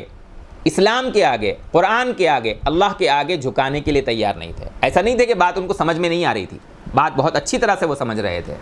جسے قرآن کہتا ہے لا اقسم بیوم القیامہ ولا اقسم بنفس اللوامہ ایحسب الانسان ان لن نجمع عظامہ بلا قادرین علی ان نسوی بنانا بل یرید الانسان لیفجر امامہ. یعنی قیامت کا دن آنے والا ہے، اس کی دلیل خود انسان کے اندر موجود ہے، نفس لوامہ کی شکل میں، جو ہے برائی پر روکتا ٹوکتا ہے، جو اس بات کی دلیل ہے کہ برائی غلط ہے اور برائی کا انجام جو ہے وہ بھگتنا ہے. پھر خدا کی قدرت میں کیا شبہ ہے کہ اللہ تبارک و تعالیٰ جو ہے وہ مرنے کے بعد دوبارہ اٹھانے کے اوپر قادر ہے. جب اللہ تعالیٰ نے جو ہے مادہ منویہ کے اندر وہ صلاحیت رکھی کہ اجزاء کو جو ہے وہ جوڑ کر مادہ منویہ کے اندر جو ہے وہ جراثیم پیدا کرتا ہے، جس سے انسان جو ہے وہ ماں کے پیٹ کے اندر پروان چڑھتا ہے، دیکھنے والا، سننے والا، سمجھنے والا ایک انسان مکمل شکل میں وجود میں آتا ہے. بچپن سے جو ہے وہ جوانی تک پہنچتا ہے، مضبوط ہوتا ہے، پھر بڑھاپا اس پہ طاری ہوتا ہے. اللہ تبارک و تعالیٰ کے لیے کون سا مشکل ہے کہ ایک انسان جب مر جائے گا تو پھر اس کے پور پور کو اللہ تبارک و تعالیٰ جو ہے وہ جوڑ دے گا. بات اصل میں یہ ہے، یہ نہیں ہے کہ وہ بات سمجھ نہیں رہے ہیں کہ آخرت ہے یا نہیں ہے، یہ کیسے پیدا کیے جائیں گے، دوبارہ کیسے زندہ کیا جائے گا. بات اصل میں یہ ہے کہ یہ چھوٹتی نہیں ہے جو زبان کو لگی ہوئی ہے. ہاں، حرام کاریاں جو ہے وہ چھوٹتی نہیں ہیں، خواہشات نفس کی جو پیروی ہے وہ چھوٹتی نہیں ہے. آخرت کو مانیں گے تو تمام برائیوں کو چھوڑنا ہوگا، پابندیوں کو قبول کرنا ہوگا، جتنی بیہودگیاں زندگی کے اندر ہیں ان کو چھوڑنا ہوگا. آخرت کو ماننے کا تو یہ مطلب ہے. تو جب یہ چھوٹتی نہیں ہے تو آخرت ہی کا انکار کیوں نہ کر دو. ہاں، اور اپنی بیہودگیوں کو، اپنے گناہوں کو، اپنی آزادیوں کو جاری رکھنے کے لیے انسان جو ہے وہ آخرت کا انکار کرتا ہے. ورنہ آخرت کو سمجھنا بہت آسان ہے. اسی کو اسلام نے کہا ہے، قرآن نے کہا ہے بل یرید الانسان لیفجر امامہ. انسان چاہتا یہ ہے کہ آگے بھی اپنے گناہوں کو جاری رکھے، اس لیے وہ آخرت کا انکار کرتا ہے. ورنہ دعوت، اسلام کی دعوت کی حقانیت کو اچھی طرح جو ہے وہ لوگ سمجھ رہے تھے. ایک طرف قرآن کی حقانیت کو سمجھ رہے تھے، دوسری طرف سیدنا محمد رسول اللہ صلی اللہ علیہ وسلم کی شخصیت کی سچائی کو وہ اچھی طرح سمجھ رہے تھے، آپ کی امانت داری کو وہ اچھی طرح سمجھ رہے تھے. پھر جیسے حق کو کھول کھول کر آپ صلی اللہ علیہ وسلم واضح کر رہے تھے، ایک ایک بات ان کو سمجھ میں آ رہی تھی. لیکن قریش کی یہی سب سے بڑی مشکل بن گئی تھی. اگر کوئی عام آدمی ہوتا جو اخلاق کے اور کردار کی جو ہے اچھائی اور بھلائی کے اس درجے پر وہ فائز نہیں ہوتا تو ان کے لیے آپ صلی اللہ علیہ وسلم کی مخالفت کرنا آسان ہوتا. ہاں، شرک کی برائی اپنی جگہ، بت پرستی کو بے حیثیت آپ صلی اللہ علیہ وسلم بتلا رہے ہیں وہ اپنی جگہ. لیکن آپ صلی اللہ علیہ وسلم کی جو شخصیت تھی، معاشرے میں آپ صلی اللہ علیہ وسلم جس درجے محترم تھے، یہ جو مخالفت کے لیے جو اٹھ کھڑے ہوئے تھے اس وقت، ابو لہب ہو، ابو جہل ہو، ہاں، یا دوسرے اور قبائل ہوں، یہ آپ کے صادق اور امین ہونے کی حیثیت سے دعوے نبوت اور دعوے رسالت سے پہلے آپ صلی اللہ علیہ وسلم کا احترام کرتے تھے، باوجود یہ کہ بنی ہاشم سے ان کا جو ہے وہ مقابلہ چل رہا تھا. آپ ان کے درمیان بے حد مقبول اور بے حد معروف تھے. آپ صلی اللہ علیہ وسلم اعلیٰ اخلاق اور اعلیٰ جو ہے کردار کے ویلیوز آپ صلی اللہ علیہ وسلم کے اندر ایسے تھے کہ آپ صلی اللہ علیہ وسلم کو وہ لوگ آئیڈیل مانتے تھے. اس میں کوئی شک نہیں ہے، الصادق الامین کہہ دینا کافی نہیں ہے. آپ صلی اللہ علیہ وسلم کو اپنا آئیڈیل مانتے تھے. جیسے اخلاق آپ صلی اللہ علیہ وسلم کے تھے، انہوں نے نہ صرف یہ کہ ایسے اخلاق پورے مکہ میں، اپنے قبائل میں، اپنے آبا و اجداد میں خود اپنی آنکھوں سے نہ کسی میں دیکھے تھے اور نہ کسی میں سنے تھے. انہوں نے آپ صلی اللہ علیہ وسلم کی کوئی مثال انہوں نے نہیں دیکھی تھی. تو وہ حیران تھے، پریشان تھے کہ اس شخصیت کی دعوت کا مقابلہ ہم کیسے کریں گے. سیرت کے اس پہلو کو سمجھنا بہت ضروری ہے. وہ لوگ شرک کی مخالفت کے اوپر جو ہے آپ صلی اللہ علیہ وسلم کی مخالفت میں کھڑے ضرور ہوئے تھے، لیکن جو وہ آغاز کا دور تھا وہ ان کو بوکھلایا ہوا تھا کہ آپ کی مخالفت ہم کیسے کریں گے۔ انہوں نے جو ہے اپنی نجی مجلسوں میں اس پر اب غور کرنا شروع کیا کہ اس سچویشن کا ہم مقابلہ کیسے کریں گے، نبی صلی اللہ علیہ وسلم کا مقابلہ کیسے کریں گے، ہاں جن کا ہم احترام کرتے تھے اب ان کا مقابلہ ہم کیسے کریں گے۔ آپ کی دعوت کا کوئی علمی جواب تو ان کے پاس نہیں تھا، ہاں لیکن وہ اپنے دین کو چھوڑنے پر بھی راضی نہیں تھے۔ نبی صلی اللہ علیہ وسلم اخلاق حسنہ کی تعلیم دے رہے تھے، برے اخلاق سے روک رہے تھے، ظلم سے منع کر رہے تھے، اس بات کی بھی وہ کھل کر مخالفت نہیں کر سکتے تھے۔ ہاں کافی غور و فکر کے بعد انہوں نے طے کیا کہ آپ کے چچا بنی ہاشم کے جو سردار ہیں ابو طالب سے ہم جا کر ملاقات کریں گے، اور ان سے ملاقات کرنے کے بعد ہم ان سے درخواست کریں گے کہ وہ خود آپ صلی اللہ علیہ وسلم کو اسلام کی دعوت سے جو ہے وہ روکیں۔ ان کے پاس نبی صلی اللہ علیہ وسلم کو اسلام کی دعوت سے روکنے کے لیے جو ہے کوئی دلیل نہیں تھی کہ اب جا کر ابو طالب سے کہیں گے کیا، کہ بتوں کی بے حیثیتی کو وہ بیان کرتے ہیں دلائل کے ساتھ، اس کو وہ ذکر نہیں کر سکتے تھے، قریش کے پاس اس کا کوئی جواب نہیں تھا۔ تو انہوں نے ابو طالب سے بات کرنے کے لیے کچھ باتیں اپنے درمیان پہلے سے طے کر لی۔ مثلا انہوں نے یہ طے کیا کہ دیکھو یہ دعوت میں ہمارے معبودوں کو برا بھلا کہتے ہیں کہ جو ہے ان کے ہاتھ میں نفع و نقصان پہنچانے کی کوئی طاقت نہیں ہے، ایسا کہنا ہمارے معبودوں کی توہین کرنا ہے۔ آپ صلی اللہ علیہ وسلم جو ہے خود کسی کی توہین نہیں کرتے تھے، باطل معبودوں کی بھی توہین نہیں کرتے تھے، دین کو برا بھلا آپ صلی اللہ علیہ وسلم کسی کے نہیں کہتے تھے، یہ حقیقت واضح کرتے تھے آپ صلی اللہ علیہ وسلم کہ تم جس کو پوج رہے ہو ان کے ہاتھ میں کچھ نہیں ہے، ہاں ان کے ہاتھ میں جو ہے کسی کو نفع نقصان پہنچانے کی اہلیت نہیں ہے، ان کو پکارنا بیکار ہے، نہ وہ سنتے ہیں نہ کسی کی مدد کر سکتے ہیں۔ تو انہوں نے ابو طالب کے سامنے اس بات کو پیش کرنے کے لیے یہ کہا کہ دیکھو یہ ہمارے معبودوں کی توہین کر رہے ہیں، جو کچھ یہ کہہ رہے ہیں اس سے ہمارے معبودوں کی جو ہے وہ توہین ہو رہی ہے۔ ایک بات انہوں نے یہ تیار کی۔ دوسری بات انہوں نے یہ کہی کہ یہ کہہ رہے ہیں کہ شرک جو ہے حماقت ہے، تو ہمارے آباء و اجداد بھی تو جو ہے وہ شرک میں مبتلا تھے، تو یہ ہمارے آباء و اجداد کی بھی توہین کر رہے ہیں۔ ہمارے آباء و اجداد جب مشرک تھے تو گویا کہ یہ کہہ رہے ہیں کہ ہمارے آباء و اجداد جو ہے وہ احمق ہیں، گمراہ ہیں۔ یہ جو ہے مشرکین کا ہر دور کے اندر نازک طرز استدلال رہا ہے، اس کو بہت اچھی طرح سمجھنا چاہیے کہ مشرکین اپنی جو ہے حماقت کو اپنے جذباتی استدلال میں جو ہے وہ بدل دیا کرتے تھے اس عنوان سے۔ کیا کہتے؟ بھئی ہمارے آباء و اجداد سے، باپ دادا سے یہ چلا آ رہا ہے، تو باپ دادا کا نام کا سہارا لے کر وہ یہ کہتے کہ جو ہے اگر ان کی مخالفت میں کچھ کہا جائے تو وہ جو ہے ان کی توہین ہے۔ انبیاء کی دعوت کو ہمیشہ سے مشرکین نے جو ہے وہ باپ دادا کی مخالفت کہہ کر اس پر باپ دادا کی توہین کا غلاف چڑھانے کی کوشش کی۔ قرآن مجید نے اس کا بہت خوبصورت حل پیش کیا، ہم اس کو اپنی جگہ پہ پیش کریں گے انشاءاللہ العزیز۔ یہ اعتراض کیا ہے اور اس کا جواب کیا ہے، عنقریب اس کا ذکر آئے گا۔ یہاں صرف یہ ذکر کرنا مقصد ہے کہ قریش نے جو ہے ابو طالب کے پاس پہنچ کر جہاں یہ طے کیا کہ یہ ہمارے معبودوں کی توہین کر رہے ہیں، وہیں ہمارے آباء و اجداد کی بھی توہین کر رہے ہیں، یہ الزام نبی صلی اللہ علیہ وسلم کے خلاف انہوں نے تیار کیا۔ اور قریش کے پاس جو ہے وہ الگ الگ قبائل، بنی ہاشم میں ابو طالب کے پاس جو ہے وہ الگ الگ قبائل کے جو ہے وہ سردار ان الزامات کے ساتھ حضرت ابو طالب کے پاس پہنچے، ان سے ملاقات کی اور کہنے لگے کہ دیکھیے آپ کے بھتیجے جو ہیں وہ ہمارے معبودوں کو برا بھلا کہہ رہے ہیں، ان میں ہمارے دین میں عیب نکال رہے ہیں، ہماری عقلوں کو کہہ رہے ہیں کہ وہ حماقت کا شکار ہیں، ہمارے آباء و اجداد کو گمراہ کہہ رہے ہیں۔ یا تو آپ انہیں روک دیں یا ہمارے اور ان کے درمیان سے ہٹ جائیں۔ یہ مضمون پر غور کیجئے آپ کہ یہ تمام قبائل کے اندر یہ بات پہنچ چکی تھی کہ بنی ہاشم جو ہیں اس نے اعلان کر دیا ہے کہ وہ نبی صلی اللہ علیہ وسلم کی حمایت کریں گے، اسی لیے انہوں نے کہا کہ یا تو آپ اپنے بھتیجے کو اس دعوت سے روکیں یا پھر ہمارے درمیان سے اور ان کے درمیان سے جو ہے ہٹ جائیں۔ پھر انہوں نے یہ بھی کہا کہ دیکھیے آپ ہمارے دین پر ہیں، آپ نے ابھی تک اپنے بھتیجے کے دین کو قبول نہیں کیا ہے، تو آپ اگر بیچ میں سے ہٹ جائیں گے تو آپ کی طرف سے بھی ہم جو ہے ان کے لیے کافی ہو جائیں گے، جو کچھ کریں گے ہمارا اور آپ کا دین ایک ہے، وہ ہمارے دین کی مخالفت کر رہے ہیں تو ہم ان سے نمٹ لیں گے۔ قریش نے جو یہ باتیں کی ہاں، اس کے اندر ایک بات اور پہلے سمجھ لیجئے. دیکھیے، باطل معبودوں کو برا بھلا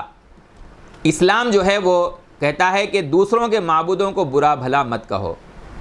لا تسبوا الذین یدعون من دون اللہ فیسبوا اللہ عدوا بغیر علم. نبی صلی اللہ علیہ وسلم شروع سے معبودوں کو برا بھلا نہیں کہتے تھے. بس آپ صلی اللہ علیہ وسلم کہتے کہ ہمارا حقیقی جو معبود ہے وہ اللہ ہے، ایک اللہ ہے، دوسرے کے ہاتھ میں کچھ نہیں ہے. ہاں، اللہ کے تمام نبیوں کی یہی دعوت رہی ہے، اور ہمیشہ سے مشرکین ہر نبی کے پیروکاروں کے اندر یا ان کی قوم کے اندر انہوں نے اس مضمون کو ایسے ہی بیان کیا کہ ہمارے معبودوں کی توہین ہو رہی ہے اس سے. اسی طریقے سے آپ صلی اللہ علیہ وسلم نے جو ہے آباء و اجداد کو برا بھلا نہیں کہا، نام لے کر کے بنی ہاشم یا عبد مناف یا فہر یا غالب وغیرہ وغیرہ، ان کو آپ صلی اللہ علیہ وسلم نے کبھی برا بھلا نہیں کہا. یہ مضمون جو ہے وہ مشرکین خود یہ نکالتے ہیں. کیسے نکالتے ہیں؟ بھئی ہمارے آباء و اجداد کس بات پر تھے؟ شرک پر تھے. اچھا، جب وہ شرک پر تھے تو کیا وہ احمق تھے؟ یہ بحث جو ہے یہ مشرکین کی نکالی ہوئی ہوتی ہے، انبیاء کی یا اسلام کی دعوت دینے والے کی نہیں ہوتی. اسلام کی دعوت دینے والا اور ان کے سرخیل سیدنا محمد رسول اللہ صلی اللہ علیہ وسلم، آپ کی دعوت کیا ہے کہ دین جو ہے وہ ہے اسلام،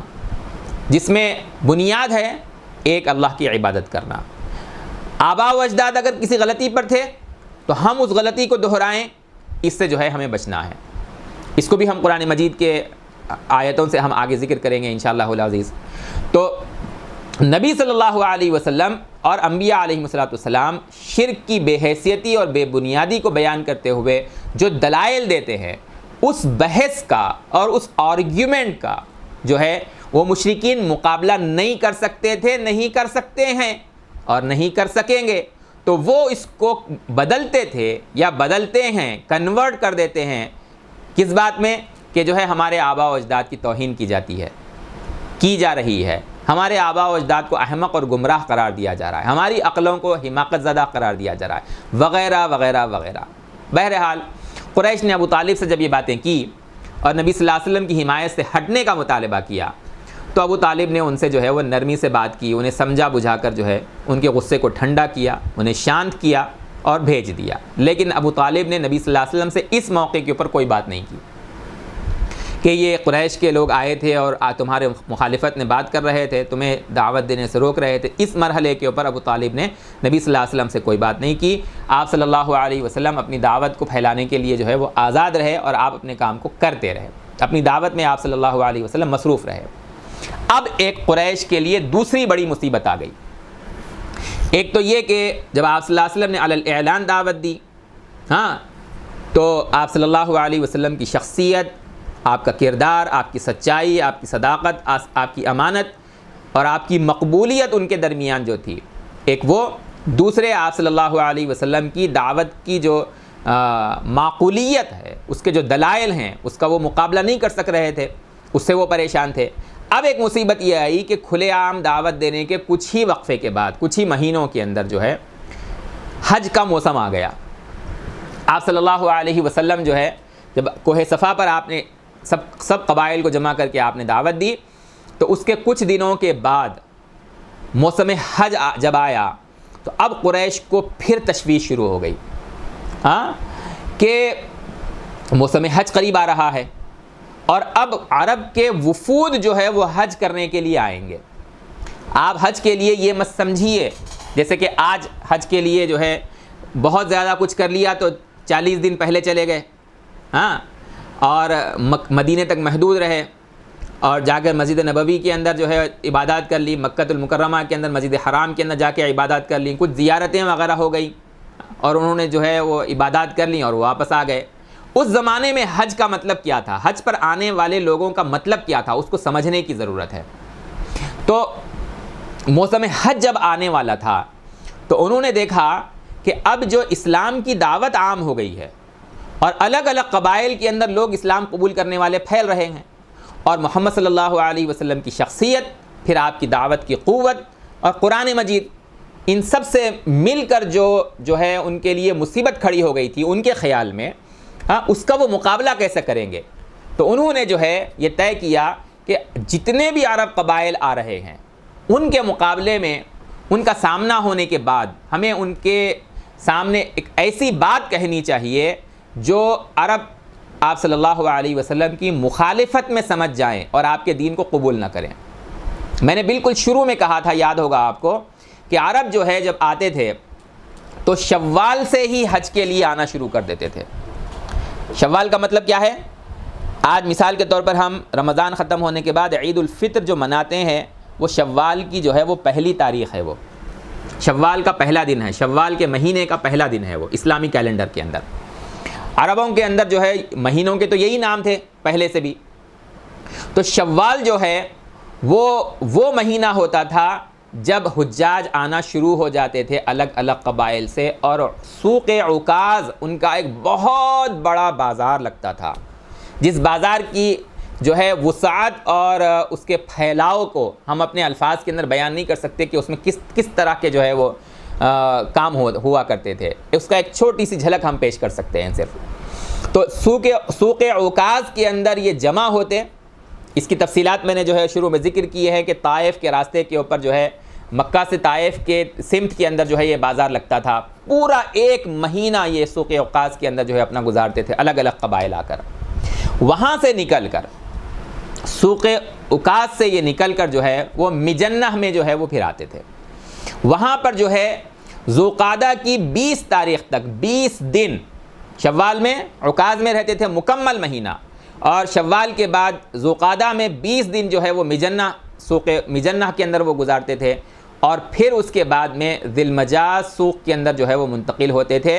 حتیٰ کہ تمام حج کے جو ایام ہیں اور مناسک ہیں ان کو وہ ادا کرتے تھے۔ ان بازاروں کے اندر شوال سے جو آمد شروع ہو جاتی تھی، عرب کے تقریباً قبائل جو ہے وہ آتے تھے، ان کے کیمپ لگتے تھے، اور عبادات کے علاوہ ان کی پوری معیشت جو ہے وہ ان بازاروں سے جڑی ہوئی تھی۔ بالکل شروع میں نے جو تمہیدی خطبات دیے تھے ان کو یاد کیجئے، سیرت نگاروں نے جو اس کی تفصیل بیان کی ہے یہ ان کے معاشرے کو سمجھنے کے لیے بیان کی ہے، اسی لیے ہم نے شروع میں ان خطبات کو، تمہیدی خطبات کو اتنی اہمیت کے ساتھ ہم نے ذکر کیا کہ وہ جو سفر شروع ہوا تھا ہاشم کے دور میں، عربوں کی معیشت کو مضبوط کرنے کے لیے، اور قریش نے اس کے لیے، اور بنی ہاشم نے اور ہاشم نے اس کے لیے اہم رول ادا کیا تھا کہ سرما میں جو ہے وہ ایک سفر کیا جائے، گرما میں ایک سفر کیا جائے، شام جائیں اور یمن جائیں۔ شام جائیں تو یورپ کی طرف کی پوری پٹی کو جو ہے وہ اس طرف کی معیشت، اس کو جو ہے اس کے مال لے کر آ رہے ہیں، اور یمن جا رہے ہیں تو چین، ہندوستان، افریقہ، اس طرف کی جو بڑی بڑی منڈیاں ہیں،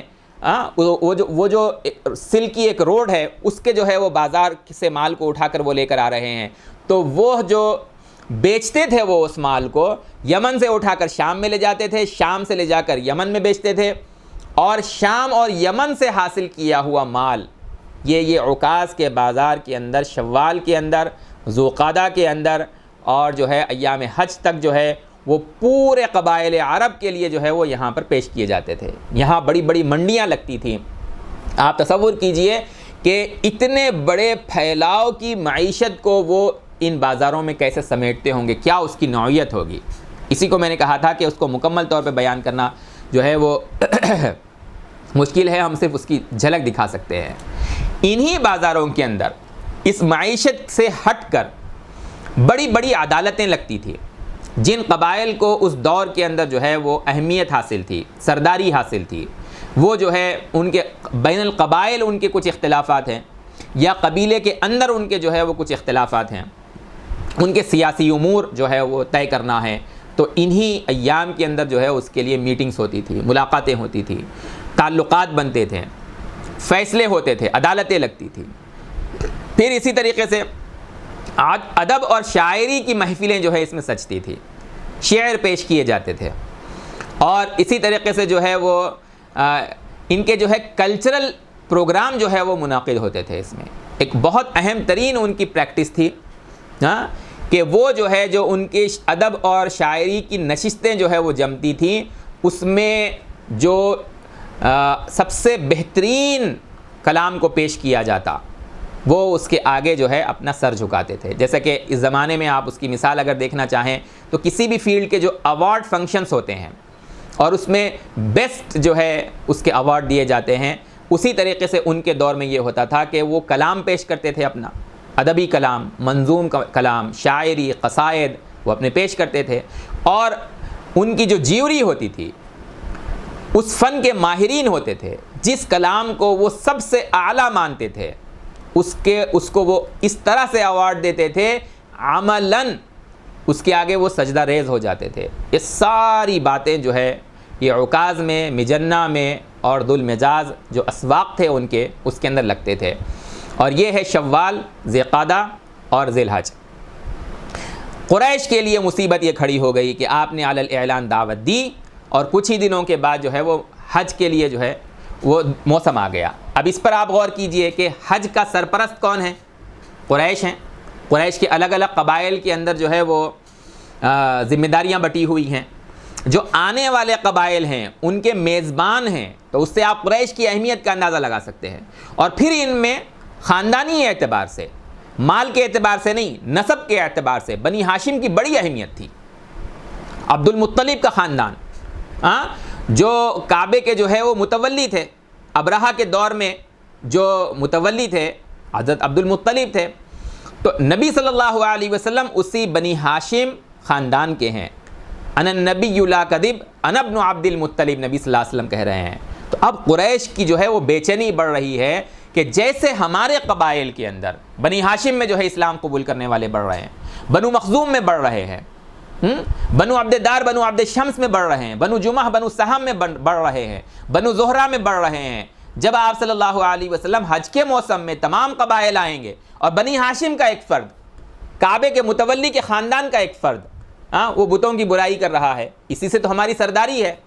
قریش جو ہے وہ عرب کے کسی بھی قبیلے سے گزر رہے ہوں، سب ان کا احترام کیا کرتے تھے۔ کیوں؟ اس لیے کہ وہ کعبے کے متولی ہیں، اور ان قبائل کے بت جو ہے وہ مکہ کے اندر کعبے کے اطراف میں رکھے جاتے تھے، وہ قریش جو ہے اس کی سرپرستی کرتے تھے۔ کعبۃ اللہ کے احترام کے ساتھ ان کے بتوں کا احترام قریش سے جڑا ہوا تھا۔ تو اب نبی صلی اللہ علیہ وسلم انہی میں سے کھڑے ہو گئے ہیں اور بتوں کی جو ہے وہ مخالفت کر رہے ہیں۔ یہ قریش کے لیے ایک بہت بڑی مصیبت تھی۔ انہوں نے جو ہے اس صورتحال میں جو ان کے اوپر دباؤ بنا کہ کہیں عرب کے قبائل کے اندر اسلام نہ پھیل جائے، اور قریش کی جو چودراہٹ ہے وہ نہ ختم ہو جائے، اس کے لیے بے چین ہو کر انہوں نے میٹنگز شروع کی اس موضوع کے اوپر۔ پہلے انہوں نے ابو طالب سے ملاقات کے لیے آپ صلی اللہ علیہ وسلم کی کو جو ہے دعوت سے روکیں، اس کے لیے میٹنگز کی۔ اب انہوں نے اس مقصد سے میٹنگ شروع کی۔ جب میٹنگ ہوئی تو انہوں نے اس دعوت کے اندر اپنی مشکلات پر غور کیا کہ بھئی ہم کیسے جو ہے اس کا مقابلہ کریں گے۔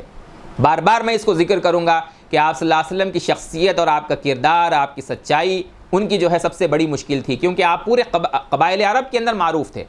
آپ صلی اللہ علیہ وسلم کی ہستی جو ہے داعی اسلام جو ہے اتنی صادق اور اتنی امین شخصیت ہے، آپ کا کردار جو ہے وہ ایسا ہے، آپ صلی اللہ علیہ وسلم اپنے کردار کی وجہ سے اتنے مقبول تھے۔ تو جب آپ یہ دعوت پیش کر رہے ہیں جیسے ہمارے قبائل کے اندر لوگ اسلام قبول کرنے والے ہیں، تو ہم جو ہے کیسے روک پائیں گے دوسرے قبائل کے لوگوں کو؟ دوسرے، آپ صلی اللہ علیہ وسلم کی دعوت جو ہے وہ دلائل کی بنیاد پر ہے۔ وہ ان کے لیے مسئلہ بنا ہوا تھا کہ ان دلائل کا وہ جواب نہیں دے سکتے تھے، جس سے متاثر ہو کر جو ہے وہ نوجوان اسلام بتدریج قبول کرتے جا رہے تھے۔ آپ کی اخلاقی تعلیمات کی کشش، یہ سب قریش کے لیے جو ہے جو مشکل بنی ہوئی تھی۔ ان سب میں سب سے بڑھ کر یہ جو میں نے ابھی کہا کہ جو ہے ان کے کلچرل پروگرام جو ہے وہ موسم حج میں منعقد ہوتے، بہترین کلام پیش کیے جاتے، اور جو بہترین کلام پیش کرتا اس کو جو ہے وہ سب سے اونچا تسلیم کر کے عملاً اس کے آگے سجدہ ریز وہ ہوتے تھے، اور اس اعتبار سے وہ پریشان تھے قرآن کی تأثیر کی وجہ سے، قرآن کے اثر سے وہ جو ہے جو بے بسی محسوس کر رہے تھے کہ آنے والے لوگوں کو ہم کیسے روکیں گے۔ یہ لوگ تو قرآن سنتے ہیں تو اس کے آگے مسحور ہو جاتے ہیں۔ کتنے ہی ایسے لوگ تھے جنہوں نے صرف قرآن سن کر جو ہے وہ اسلام قبول کیا تھا، اس سے پہلے تک بھی، اس کے بعد بھی۔ عرب جو ہے ادبی کلام کو انتہائی چاہنے والے تھے۔ ان کی جو خوبیاں تھیں ان میں سے ایک اہم ترین خوبی تھی کہ وہ جو ہے وہ خود کو بولنے والا اور پوری دنیا کو جو ہے وہ گونگا کہتے تھے اپنی زبان کی خوبصورتی کی وجہ سے۔ ادبی کلام، منظوم کلام، شعر، شاعری، خطبہ، نثر، جو ہے جس کلام میں ادبیت ہو اس کے آگے جو ہے وہ پسیج جاتے تھے۔ تو اس کو چاہتے تھے، سنتے تھے، دوسروں کو سناتے تھے، دوسروں میں اس کو پھیلاتے تھے، اور قرآن آیا ہی تھا ادبی اعجاز بن کر۔ قرآن کا جو ادبی اعجاز ہے اس پر ہم آگے تفصیل کے ساتھ مزید بات کریں گے۔ تو انہوں نے نہ کلام قرآن مجید کے جیسا نہ ادبی کلام پہلے سنا تھا، نہ جانا تھا۔ ہاں، ادیبوں اور شاعروں کے جمع ہونے کا موقع آ گیا تھا، تو اب قرآن ان ادیبوں اور شاعروں پر کیسا اثر کرے گا، یہ ان کے لیے جو ہے ایک بہت بڑا مسئلہ بنا ہوا تھا۔ قریش جو ہے اس پر اب غور کرنے لگے کہ بھائی جو ہے اس مسئلے سے ہم کیسے جو ہے نمٹیں گے۔ ان کا صاف اعتراف تھا کہ ہم کلام کی ہر صنف کو جانتے ہیں، لیکن اس سے پہلے ایسا چاشنی والا کلام ہم نے نہیں سنا ہے۔ یہ ہماری مسلمانوں کی نعوذ باللہ جو ہے اللہ حفاظت فرمائے بدبختی ہے کہ وہ جو ہے اللہ کے کلام سے انہوں نے جو ہے وہ دوری اختیار کی، ورنہ آج بھی زبان عربی کو سمجھنا اور اللہ کے کلام کو سمجھنا، اللہ علوم عربیہ اور علوم اسلامیہ کی اللہ تعالیٰ نے ایسی حفاظت کا انتظام فرمایا ہے، آج بھی قرآن کو سمجھنا نہایت آسان ہے۔ آج پوری دنیا جو ہے وہ اپنی مادری زبان چھوڑ کر انگریزی زبان کے پیچھے پڑی رہتی ہے۔ اگر مسلمان عربی زبان کی خوبصورتی کو دنیا کے سامنے پیش کرتے اور خود کو ایسا نافعیت کے مقام پر اگر پہنچائے ہوئے ہوتے تو پوری دنیا عربی زبان سیکھتی اور قرآن کی اس حقانیت، قرآن کی چاشنی، قرآن کی اس دعوت، اس کے مغز سے جو ہے وہ پوری دنیا جو ہے متعارف ہوتی۔ بہرحال عرب جو ہے اس وقت قریش، وہ لوگ جو اسلام کے مخالف تھے، وہ جو ہے اس مسئلے سے وہ لوگ جو ہے وہ میٹنگ کرنے لگے۔ ان کا ایک سردار تھا، بنو مخزوم کا سردار ولید ابن مغیرہ۔ اس کا ہم نے ذکر کیا ہے کئی مرتبہ اس سے پہلے، اور بار بار اس کا ذکر آئے گا۔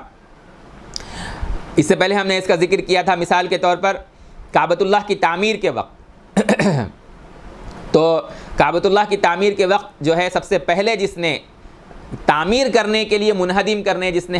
کلاہڑی کو استعمال کیا تھا دیواروں کو گرانے کے لیے، وہ یہی ولید ابن مغیرہ تھا۔ اسی طریقے سے جدہ جا کر جو ہے وہاں کے ساحل پر جو لکڑیاں خریدی گئی تھیں کعبے کی تعمیر کے لیے، یا پتھر خریدے گئے تھے کعبے کی تعمیر کے لیے، وہاں سے جو ہے وہ رومی معمار کو لایا گیا تھا، وہ یہی ولید ابن مغیرہ کی سرداری کے اندر جو ہے وہ معاملہ پیش آیا تھا۔ تو یہ ولید ابن مغیرہ جو ہے ان کا سردار تھا، اور ولید ابن مغیرہ جو ہے بہت بڑا شاعر تھا۔ بنو مخزوم یہ بنی ہاشم کے مد مقابل ایک قبیلہ تھا قریش کا۔ جب میٹنگیں ہونے لگی تو اس کے پاس میٹنگ کے لیے پہنچے، اور وہاں یہ سوال اٹھایا گیا کہ بھائی اب حج کا موسم آ رہا ہے اور ہم اس دعوت کا مقابلہ کیسے کریں گے۔ آپ اندازہ لگائیے کہ جو لوگ خود کافر اور مشرک تھے، وہ بھی اسلام کی دعوت کی جو اصل بنیاد ہے، وہ قرآن مجید کی جو ادبی چاشنی ہے، اس سے بری طرح متاثر تھے۔ یہ جو ولید ابن مغیرہ ہے، قرآن کی چاشنی سے اور قرآن کی ادبی جو اس کی خوبصورتی ہے، اس سے بری طرح متاثر تھا۔ وہ قرآن کے دعوے اپنی جگہ پر، قرآن کے دلائل اپنی جگہ پر، قرآن کی مثالیں اپنی جگہ پر، حق کی تعلیمات اپنی جگہ پر، وہ سب دل کو موہ لینے والی تھی، عقل کو اپیل کرنے والی تھی زبردست طریقے سے۔ لیکن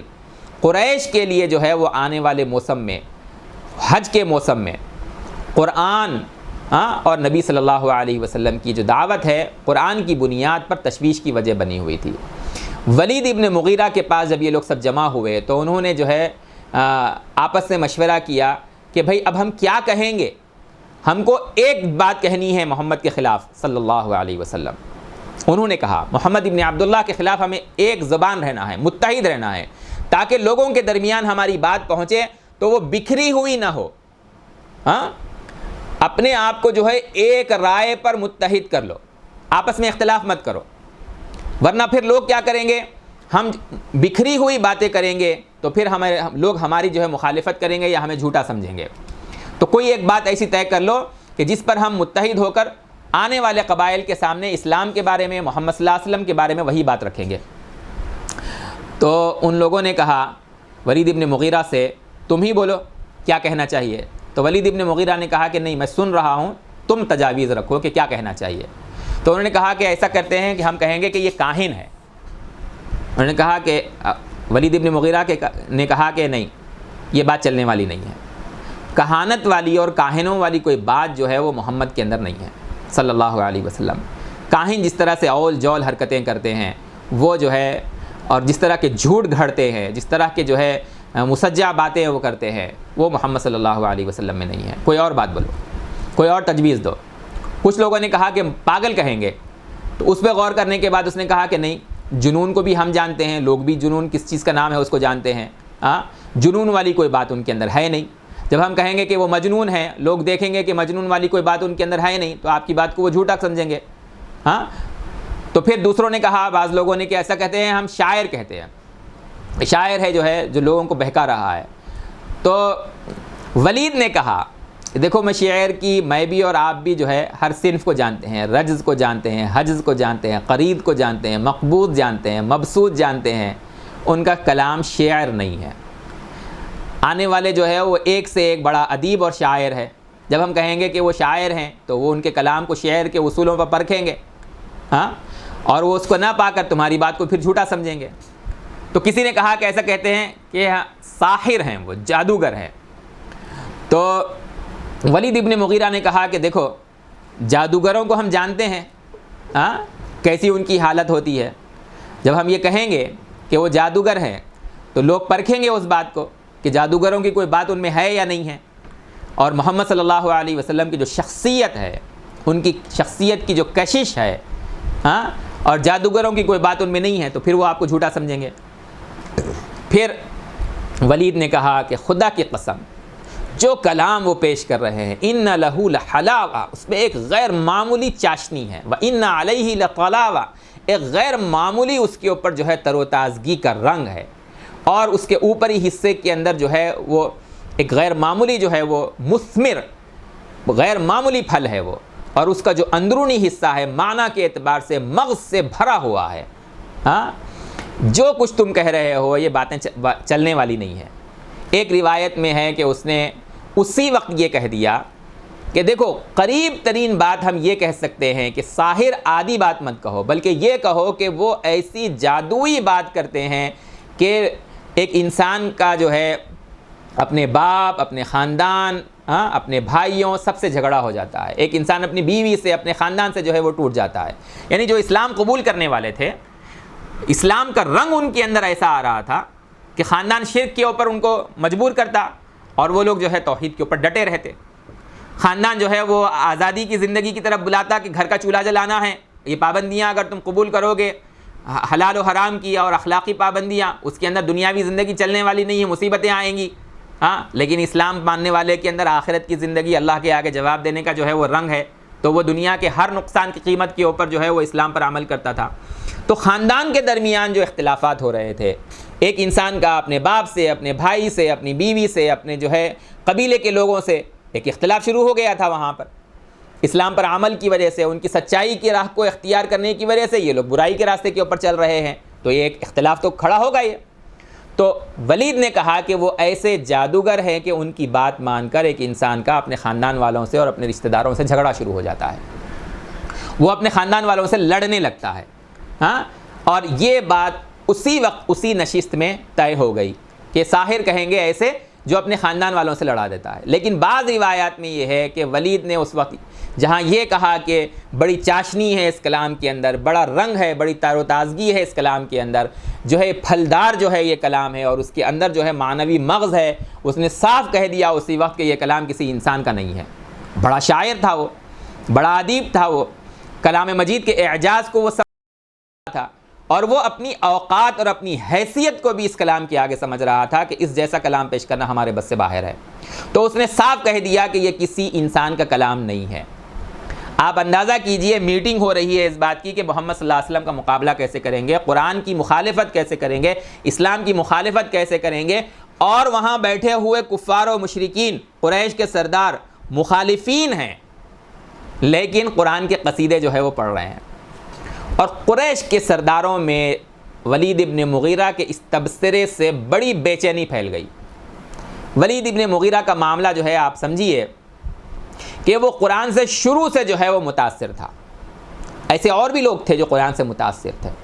ہم آگے ذکر کریں گے کہ ایک موقع ایسا آتا ہے کہ ابو سفیان ہے، ابو جہل ہے، اخنس ابن شریق ہے، یہ سب جو ہے وہ قرآن کے دیوانے بنے ہوئے تھے، قرآن کی زبان کے، اس کے ادبی اعجاز کے۔ اس کو سننے کے لیے نبی صلی اللہ علیہ وسلم کے کلام کو، آپ صلی اللہ علیہ وسلم کی عبادت، آپ جب کعبے کے اطراف میں جا کر جو ہے نماز ادا کرتے، آپ علی اعلان نماز ادا کرتے تھے، اور آپ صلی اللہ علیہ وسلم نماز میں جب اللہ کے کلام کو پڑھتے، قرآن مجید کی تلاوت کرتے، تو اس کو سننے کے لیے وہ لوگ جو ہے جمع ہو جاتے تھے۔ تو یہ ولید جو ہے حضرت ابو بکر صدیق رضی اللہ تعالیٰ عنہ سے ملتا جلتا تھا، ملاقات رکھتا تھا، یہ ملتا تھا یہ۔ اور نبی صلی اللہ علیہ وسلم پر اگر کوئی کلام اترا ہے اسی دور کے اندر تو وہ پوچھتا تھا بھائی کوئی آیت، کوئی سورت نازل ہوئی ہے؟ تو حضرت ابو بکر صدیق رضی اللہ تعالیٰ عنہ اس کو قرآن مجید کی کسی آیت کو جو اس زمانے میں نازل ہوئی یا سورت جو اس زمانے میں نازل ہوئی وہ سناتے، اور وہ اس کو سن کر جو ہے بڑا حظ لیتا، مبہوت رہتا۔ وہ کیا کلام ہے، کیا غیر معمولی کلام ہے۔ ایک موقع پر وہ خود نبی صلی اللہ علیہ وسلم سے وہ اس کی ملاقات ہوئی، اور اس نے آپ صلی اللہ علیہ وسلم سے کہا کہ جو کلام آپ پر اترا ہے وہ آپ مجھے سنائیے، میں بھی اس میں غور و فکر کروں گا۔ تو آپ صلی اللہ علیہ وسلم نے اس کو جو ہے سورہ نحل کی آیات پڑھ کر سنائی، جس کا ایک حصہ ہے ان اللہ یأمرکم بالعدل والاحسان وایتاء ذی القربى وینہی عن الفحشاء والمنکر والبغی یعظکم لعلکم تذکرون۔ ہمارے خطبہ جمعہ کے اندر جو ہے اس آیت کو ہر جمعہ پڑھتے ہیں، ہم سنتے ہیں اور ہم پر کوئی اثر نہیں ہوتا، اور اسلام کا ایک مخالف ولید ابن مغیرہ اس آیت کو سنتا ہے، وہ کہہ پڑتا ہے کہ کیا کلام ہے، آپ براہ کرم اس کو دوبارہ مجھے سنائیے۔ ہاں، آپ صلی اللہ علیہ وسلم دوبارہ اس کو پڑھ کر سناتے ہیں، دہراتے ہیں آپ صلی اللہ علیہ وسلم۔ ولید پھر کہتا ہے واللہ ان لہ لحلاوہ وان علیہ لطلاوہ وان اعلاہ لمثمر وان اسفلہ لمغدق ما یقول ھذا بشر۔ یہ کلام کسی بشر کا کلام ہے ہی نہیں۔ اس کا اظہار اس نے جو ہے سب کے سامنے بھی کر دیا تھا اس نشست میں۔ اب آپ سمجھیے کہ ولید ابن مغیرہ جو ہے وہ بنو مخزوم کا سردار ہے، قریش کا جو ہے اس نشست کے اندر یا اس طرح کی نشستوں کے اندر رہنما ہے کہ اسلام کے لیے کیسے روکیں گے۔ یہ ابو جہل کے قبیلے کا سردار ہے۔ ابو جہل جو ہے وہ ولید ابن مغیرہ کا بھتیجا ہے، ابو جہل بھتیجا ہے، ولید ابن مغیرہ چچا ہے۔ جیسے ابو طالب جو ہیں وہ بنی ہاشم کے سردار، ولید ابن مغیرہ بنو مخزوم کا سردار۔ ہاں، ابو لہب اور ابو جہل جیسے لوگوں کو جب اطلاع ملی یا انہوں نے سنا کہ ولید یہ کہہ رہے ہیں اور سب کے سامنے کہہ رہے ہیں، تو وہ نشست تو برخاست ہوئی۔ اس کے بعد میں ابو جہل جو ہے وہ پہنچا اپنے ساتھیوں کے ساتھ، کہ جو کیمپ محمد ابن عبداللہ کے مقابلے میں بن رہا ہے اسلام کی مخالفت کا، اس میں اسلام کے اور قرآن کے قصیدے پڑھے جا رہے ہیں، قرآن کی شان میں قصیدے پڑھے جا رہے ہیں۔ یہ جو الفاظ آپ نے کہے ہیں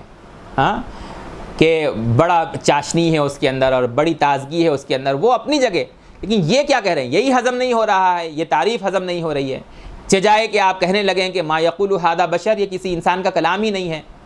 تو آخر ہم اپنی بات میں کامیاب کیسے ہو پائیں گے؟ یہ ابو جہل اور ابو لہب کا جو ہے وہ ماننا تھا کہ اگر اس قسم کی باتیں کی جائیں گی ہمارے درمیان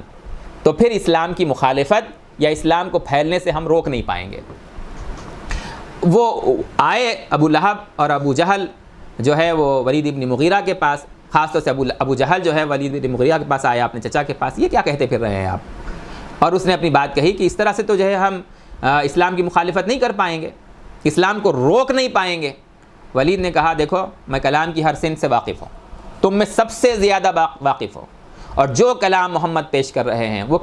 وہ کلام پیش کرنا کسی انسان کے بس میں نہیں ہے، ایسا کلام بنانا کسی انسان کے بس میں نہیں ہے۔ اور یہی نبی صلی اللہ علیہ وسلم کا دعویٰ تھا کہ یہ اللہ کا کلام ہے، یہ میرا گڑھا ہوا کلام نہیں ہے۔ ابو جہل نے کہا کہ وہ سب اپنی جگہ، اگر اسلام کو روکنا ہے، محمد ابن عبداللہ کو ان کی دعوت سے اگر روکنا ہے، اسلام کو پھیلنے سے اگر روکنا ہے، تو آپ نے یہ جو اعترافات کیے ہیں اس کا ازالہ آپ کو کرنا ہوگا۔ قرآن کے بارے میں ہم نے جو مہم مخالفت کی چلائی ہے، آپ نے جو موقف کا اپنا اظہار کیا ہے، اس کے خلاف موقف کا مضبوط اظہار آپ کو کرنا ہوگا، تبھی ہم اپنے مقصد میں کامیاب ہو پائیں گے۔ ولید نے ابو جہل کے اس دباؤ کے آگے گھٹنے ٹیکتے ہوئے کہا کہ ٹھیک ہے میں کچھ سوچتا ہوں، مجھے کچھ وقت دو۔ اور اس نے تنہائیوں میں جو ہے وہ سوچنا شروع کیا کہ کلام اللہ کی مخالفت میں ایسا کیا کہے کہ لوگ اس سے دور ہو جائیں۔ کافر و مشرک جو ہے یہ کفر اور شرک پر تو یہ تھا. تو اپنی تنہائیوں میں اس نے جس طرح سے سوچ و وچار کیا، اللہ تعالیٰ اس کی کیفیات سے واقف تھا کہ یہ قرآن مجید کی مخالفت میں کیسے سوچ وچار کر رہا ہے، حالانکہ وہ پہلے قرآن مجید کی حقانیت کا اعتراف کر چکا تھا کہ یہ اللہ کا کلام، یہ کسی انسان کا کلام نہیں ہے. ہاں، اب اپنے اس ادراک کے خلاف خود سازش کر رہا تھا کہ لوگوں کو قرآن سے دور رکھنے کے لیے ایسی کیا بات کہی جائے کہ لوگ قرآن سے دور ہو جائیں. یہ بدبخت حق کو جان کر سمجھ کر قرآن کی خلاف سازش کرنے کے لیے غور و فکر کر رہا تھا. تو اللہ تعالیٰ نے اس کی سازش کو آشکارا کر دیا. اس کی ان کیفیات کے بارے میں اللہ تبارک و تعالیٰ نے جو ہے وہ وحی نازل کر دی. یعنی تنہائی میں جن کیفیات سے یہ گزرا ہے کہ کیا کہوں. غور و فکر کرتے وقت آدمی جو ہے اپنے پیشانی پہ بل دیتا ہے، اپنی آنکھوں کو جو ہے وہ چڑھاتا ہے، اور جو بھی کیفیات اس کے اوپر گزرتی ہیں، ہاں، اس پورے نقشے کو قرآن مجید نے جو ہے جو اس کی تنہائیوں میں گزرا اپنی وحی کے اندر نازل کر دیا. اس کی ساتھ میں اس کی اخلاقی گراوٹ کو واضح کیا، اخلاقی کمزوریوں کو واضح کیا کہ اللہ تعالیٰ کے اس کے اوپر کیسے احسانات ہیں، ہاں، اور اس کے مقابلے میں اس کا اپنا کوئی کیا کردار ہے کہ یہ جو ہے کلام کی حقانیت کو ماننے کے باوجود اس کے خلاف جو ہے وہ سرکشی دکھا رہا ہے. قرآن مجید نے اس کے بدترین انجام کو ذکر کیا. ذرنی ومن خلقت وحیدا وجعلت له مالا ممدودا ومهدت وبنین شہودا ومهدت له تمہیدا ثم يطمع ان ازیدا کلا انه كان لآیاتنا عنیدا سأرهقه صعودا انه فکر وقدر. یہ مقام انه فکر وقدر فقتل کیف قدر ثم قتل کیف قدر ثم نظر ثم عبس وبصر ثم ادبر واستكبر فقال ان هذا الا سحر يؤثر ان هذا الا قول البشر سأصلیہ سقر. یہ جو آیات ہیں ان کی تفصیل انشاءاللہ ہم اگلی نشست میں ذکر کریں گے. اقول قولی ھذا استغفر اللہ لی ولکم ولسائر المسلمین والمسلمات فاستغفروہ انہ هو الغفور الرحیم.